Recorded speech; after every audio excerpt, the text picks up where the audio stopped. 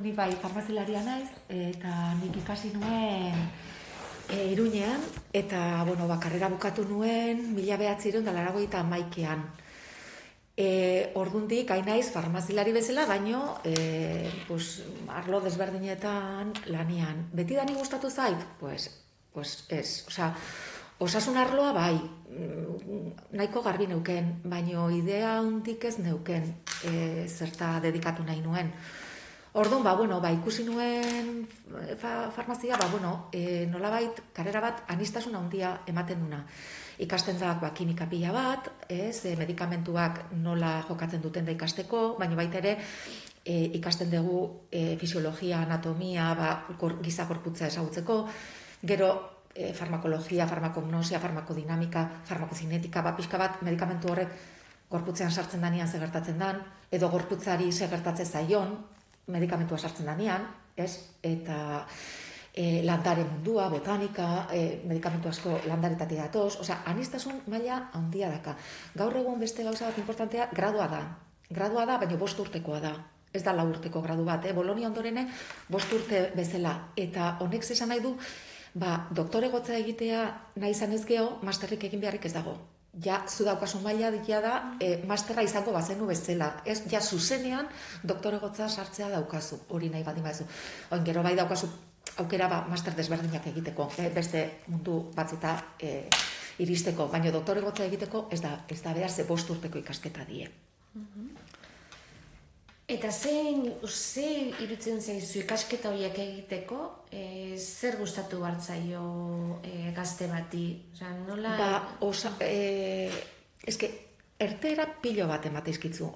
Osasun mundua gustatzea oso garrantzitsua da. Oin, farmazia bukatuta gero egitea daukazu FIR eta ospitaleta zuzendu.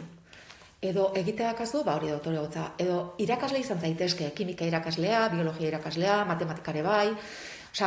Gauza asko instituto baten ematea dazkatzu farmazi bulegoa eta gero industria. Industria Euskal Herrian ez dago, baina geroz da gehiago, orain Miramonen nahi dieiten eta investigazioa unibertsitatean oso polita da.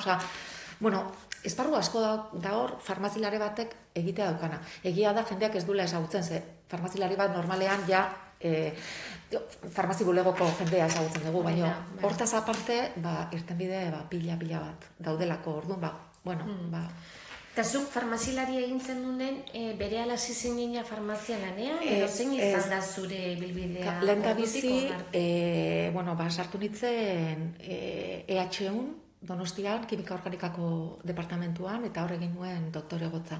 Orduan 6 urtez, ikerketa lanetan, klase batzuk emanitu nuen unibertsitatean, oso aberasgarria izan zen, hor 6 urte. Orduan, gustatu zitzaidan pila bat, baina hor dakagun oztopoa da baliabide gutxi daudela, eta garai hartan askoz gutxigo, ez? Ze 6 urtez jardunta geho, beka bat proposatu ziaten Italiara joteko, beka postdoktoral bat, orduan, niko 29 urte nitun, 2 urte, eta gero buelta, eta beka de reinserción, eta oain dikotizatzen hasi gabe, eta etziaten eskaintzen ezer fijorik ere. Orduan,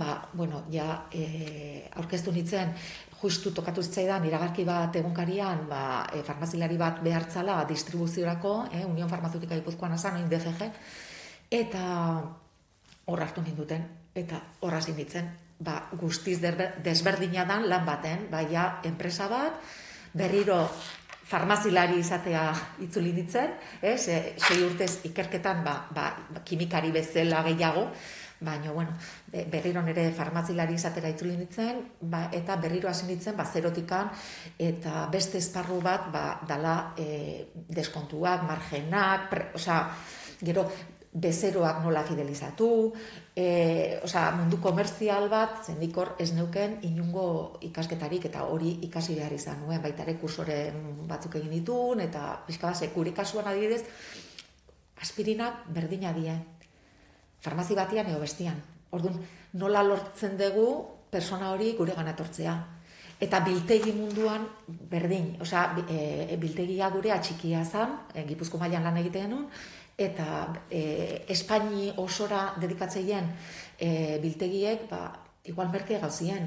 Orduan nola lortu farmazia guri eskatzia, eta ez kanpokoari, merkeago izan da. Orduan, zein garrantzitsua da zerbitzuan ematea. Bezeroaren gan, pixka bat disponible egotea, bere zalantzak eta laguntzeko, beti lagungarri izatea. Eta baita ere oso aberazgarria izan zen. Egia esan, bai.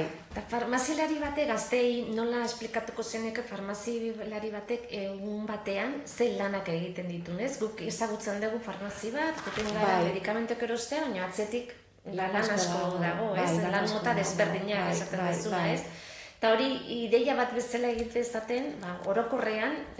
Egunero pedidoak errezepzionatu behar diez, egunean saltzen dena, biltegi horiei esker, egunero 3 pedido izaten ditugu, hori jaso, eta gero, jendea ikasire asko egin behar da, eguneratu behar da, ze oso aldakorra da, orduan, jendea dazkan dudak eta pixka bat resolbitzeko, eta hor, pixka bat, egunean egon behartzea, gero zenbait dudak jente asko medikutara iriste ez dien dudak guri planteatzea izkigute. Pandemiakin ikusi dugu, askotan ambulategiak itxita zeuden, eta orduan zenba jendei laguntu diegun. Porque azkenean gu, nola talde batetik zientzilaria gea, beste alde batetik osasunai buruz badakigu, orduan somos sanitarios. Bai, hori da, ez? Bai, pixka bat... Bai, hori izaten da, ez? Farmaziko oso garrantzizkoak izan direla COVID-in garaian, eta jendeari arreta egitea, eta gero baita... Eta gertutasun hori, jendearekin, ze jende askok, ambulategian ez diate hartzen, telefonoik ez diate, osea, behartzun norbaiti esplikatu ze gertatze zitzaion. Orduan, guk laguntzen lan asko indeu. Eta farmazi inguruan aldaketa asko sumatu dituzu azken urteetan, oain esaten den moduan, orokortasunen teknologia sartu dela, eta aldaketa asko suposatzen dela. Kasu honetan esango zenuke baita ere jendearen gandik, eskaera motak, edo... Bai, biltegian lan egiten nuenean, guretzako oso lan handia zen internet ez zegoen. Orduan, medikamentu berri bat sartzen zenean, guk egiten gendun horri bat, nobedadekin, farmazi guztietara zuzenduta, ze gauza berri iritsi zitzaizkigu biltegira. Eta berrikuntza zeintzan. Medikamentu bakoitzean berrikuntza zeintzan. Zeatik, oain interneten dakazu, baina garai hartan ez, orduan, agian errezeta bat iriste zitzaion farmazilari bat eta etzekin zertzan, ze berria zan, orduan, gauza berri pila bat ateatzen nahi dira, medikamentu aldetik ere. Orduan, hau zer da, eta badaukazue, eta nola funtzionatzeu, eta hor lan pila bat egiten gendun biltegitik. Oain dena internetez dakazu. Ez gubak, inkluso bezeroak bai. Orduan, bezeroarek geroz da informatuagoa dago. Orduan, eta gero kontrolare geroz da handiago da. Oain, administrazio aldetik badakite, bezero bat, noiz jundan farmazira, ze medikamentu hartu dun, zeinek atenditu dun, dana. Orduan, dana kontrolatuta dago leheno ez. Orduan, horreke, bere... Bai, egia da, ez? Errezetak ere, dena elektronikoki, eta zuko esaten duzu moduan dena kontrolatuta da. Bai, gurik gerta izan zaigu, holako ez dezu hartu, ez dezu hartzen. Orduan, medikoa badaki ez dula hartzen. Orduan, lehen nozan, hartzet egunero, eta medikoa sinestu egin behartzen da, guain, badaki ez dula eramaten. Orduan, dana ondo kontrolatuta dago, bai. Eta gero, belaunaldien arteko erlazio hori, orain gazteak eta praktikatan da izaten dituzu edo? Bai, ekuk batiz bat teknikariak izaten ditugu, praktikak egiten. Eta, ondo, esperientzia orokorrean ona izan da. Nik batiz bat garrantzia emateiot jarrerari, laneako disposizio hori. Inkluso lanik espaldin badago, guk igual ezin dugu gazte horrekin egon, egun osoa. Orduan, lanik ez badaukazu, beti da kasu bibliografia, o da kasu katalogo batzuk, ez dakit, eta esate jo, ikasi ojeatu, landaren mundua, medikuntza naturala, juntzaite, formatzen duda baldin badazkatzu, galdetu. Eta batzu badaude egiten dutenak, eta beste batzu mugikorrekin dute, orduan. Baina... Eta zuk ikusten duzu hor gazteak farmazilari izateko eta gehitzen ari direla, edo errelebo falta egon daiteke? Errelebo falta, nola da, farmazi bulego eta zuzenduta ez dago jenderik. Jendea farmazia ikasten dunak, normalean, industriera, firrera, edo normalean zailtasun handia dazkagu aurkitzeko. Jendea farmazi bulegoan lan egiteko. Zer gertatzen da gure lana dela, goiz darratzalde, ordutegi txarra da, jendeak ez du nahi, larun batetan, jendeak ez du nahi. Hori da. Orduan, hori nahiko... Ordutegiak eta hori ere kontuan izan behar dela, ez? Bai. Eta gero farmazi, zuek zarete, zure negozioa daukazue farmazian, ez? Bai. Prozesu hori nola izaten da? Farmazia da, nolabait pribatua da, eta baino gure bezero nagusia Osakidetza da, guri errezetak Osakidetzak ordain zizkigu.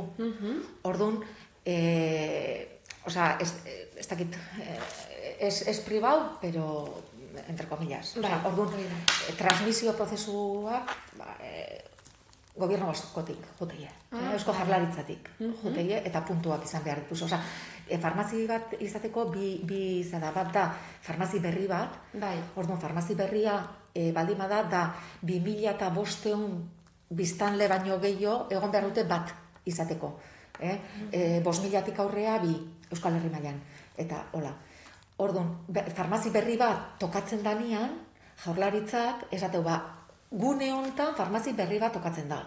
Eta hor, prozesu bat irikitzen da. Eta apuntatzen da nahi duen dana. Orduan, baimena lortuko du puntu gehien dazkanak. Puntua nola lortzeie, farmazitan lana izan da, gero euskera jakiteak, doktore egotza izateak, beste hizkuntza jakiteak, hor, baremazio zara dago, farmazi berri bat irikitzeko. Eta bat jubilatu nahi dunean, eta saltzen baldin badu, horrek ere, Eusko Jaurlaritzatik pasatzen da, prozesu hori. Baremazioa pixka bat desberdina da, baino baita ere baremo, eta gero dirua dago tartia baita. Zuzaldu egiten duzu. Farmazia. Bale, eta bukatzeko pixka bat hori, farmazilari ikasi nahi duenak eta guzti hori, zuk zure garaian ikasi zenuen, ikasketa horiek iruditzen zaizu errezak direla ez, edo... Erreza, dana relatiba da. Nei, azkenean gustatzen baldin bazaizu, ondo, gure zailtasun handiena zein da, karrera bezala, nola dazkatzun, hasena da batura batzuk dienak buruz ikasteko, ez? Baina beste batzuk dazkatzu problemak egiteko, orduan bietako gaitasuna behar dezu. Batek ingenieritza egiten baldin badu, ez du memorizatu behar, gaitasun horren beharrik ez dauka. O beste batek zuzenbidea edo medikuntza ikasten baldin badu, badaki ikasi eta ateako dula. Gurean bietati behar da. Nolabait, kapazitatea izan, arazoak eta konpontzeko eta problema batzuk nola irtenbidea eman da, baina beste alde batetik, logika mundua, baina beste alde batetik baita memorizatzeko ere. Zailtasun handiena hori. Hori, nire ustez. Eta gero, nire momentu hontan daukaten lanbidearen zailtasun rekonozimentu falta. Nire ustez. Nik esan nuenean nire ikastetxean farmazia ikasiko nuela, irakasle batek esan zian, 5 urte ikasi behar dituzu dodoti saltzen bukatzeko? Hau da, askotan, jendea pentsatzen duena, eta dodotiza saldu baino askoz gehiago egiten da farmazi baten. Eta farmazi kasita, farmazi bulegotik aparte ere beste ertenbide asko dagoela, eta ez ezagunak izan daitezkela, esan dezen moduan, edo zein industria maila baita ere, hori da, bai. Ikerkuntzan baita ere, orain ez, gaur egun osasun inguruakin balotuta dagoena. Eta adibidez, ospital batean lan egiten duen farmazilariak askotan medikuei tratamentuak zuzen zaizkie. Medikuak esan dezake, gaixo honek hau behar du, baina gero, farmazilariak pentsatzen baldin badu beste zerbait hobea dela, farmazilariak zuzendu egiten du. tratamentu hori farmazi bulegoan ezinezkoa da, osea, medikoak esaten duna da, eta guri gertatzen zaigu, gure farmazian dano farmazilaria gea, eta etortzen danean jendea, el chico de la farmacia, el chiquito y no, el chiquito no, es farmacéutico. Osea, ni doktorea naiz, ni ambulategian banego, la doktora izango nitzateke. Eta farmazia, pues, la chica. Bai. Orduan pixka bat, hori da, nire momentu hontako, pixka bat gutxiena gustatzen zaiguna, edo desmotibatu egiten gaituna, ez? Baina hortik aurrea, bai, hilero etortzen zaigun jende pila bat, gugan konfiatzen duen jende pila bat, aholko eskatzen duen jende pila bat, orduan, bueno, polita da, nahi asko gustatzen bai. Bai, zuri pertsonalki zer eman dizu farmazilari izateak? Hori, gertutasun hori, jendearekiko eta laguntzea jendeari, ez? Datorkizunean, arazo batek, lehengoan etorri zan, emakume bat oin dela, ez dakit 2-3 urte, pastilla batzuk aholkatu nizkion, eta oain di muxua botatzen zizkiten, ke bien acertaste, eta bueno, pues, olako kasutan, olako posa, bai. Kanaltik errekonozimentu hori bintzat bai, eta gero, hartzea, berrikuntza hau, guk landu egingo dugu, eta hortik jungo gea, eta gero ikustea, ondo dijoala, eta gauzak, jendeari eta gauzak ondo iten nahi gala, eta bai, motibatzen zaitu asko.